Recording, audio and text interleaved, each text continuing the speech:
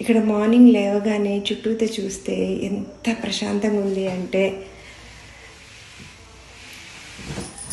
ఒక గంట తర్వాత బాగుంది, ఇంకొక గంట తర్వాత కూడా బాగానే ఉంది అని నన్ను అనిపించింది. ఇంకా ఆ తర్వాత నుంచి మీకు చూపిస్తూ ఉండండి. ఆ తర్వాత నుంచి ఒక్క నిమిషం చూపిస్తూ ఉండండి. చూసారు కదా, ఒక్క మనిషి చూద్దామన్నా లేడు. ఒక కుక్కలు లేవు, కోతులు లేవు, పక్షులు లేవు. ఎటు చూసినా అసలు కొంచెం పిలిచినా పలికే నాదుడు లేడు. రోడ్లన్నీ ఖాళీ ఖాళీ, మొత్తం ఖాళీ. మనుషులు అన్న మాటే లేరు.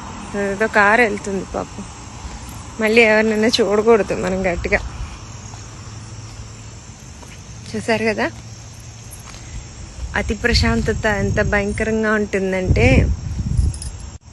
పాపం ఇక్కడ ఉన్న వాళ్ళు ఊరికే ఇండియన్స్కి ఫోన్ చేసి గంటలు గంటలు మాట్లాడుతూ ఉంటే చిరాకేస్తూ ఉంటుంది మనకి. ఊరికి ఫోన్ చేస్తారు, మనం ఫోన్ నువ్వు మాట్లాడని వాళ్ళకి, పక్కన వాళ్ళకి ఇచ్చేస్తూ ఉంటాం మనకి చిరాకేసి.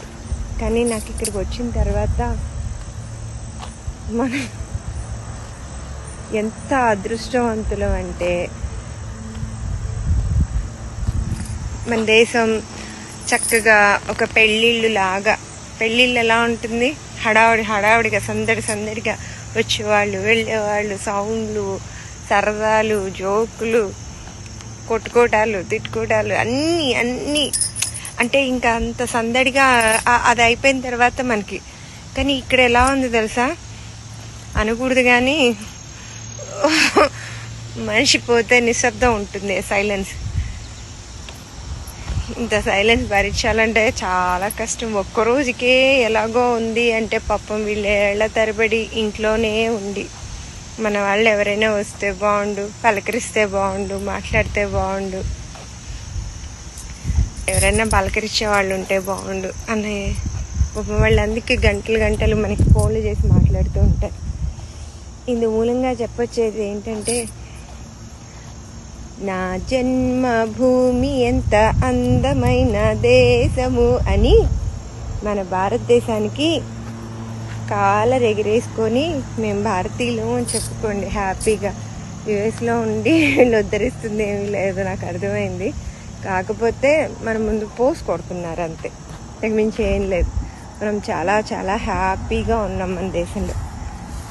యాక్చువల్గా ఆ డీజే సౌండ్లు, ఆ సౌండ్లు బేసిక్గా నాకు సౌండ్ ఇరిటేషన్ ఉంది. నాకు చాలా చిరాకు అనిపించింది. వచ్చిన వెంటనే బాబాలే ఉంది అనిపించింది. కానీ ఇక్కడ మనం ఉండలేమని కూడా అనిపించింది. చాలామంది భారతీయులు ఇక్కడుండి బాగున్నా అనుకుంటున్నారు, కానీ ఇండియా వచ్చేటప్పుడు వాళ్ళ కళ్ళలో ఆనందం ఎందుకు ఆ రేంజ్లో ఉంటుంది అనేది ఇప్పటికైనా అర్థమైందా?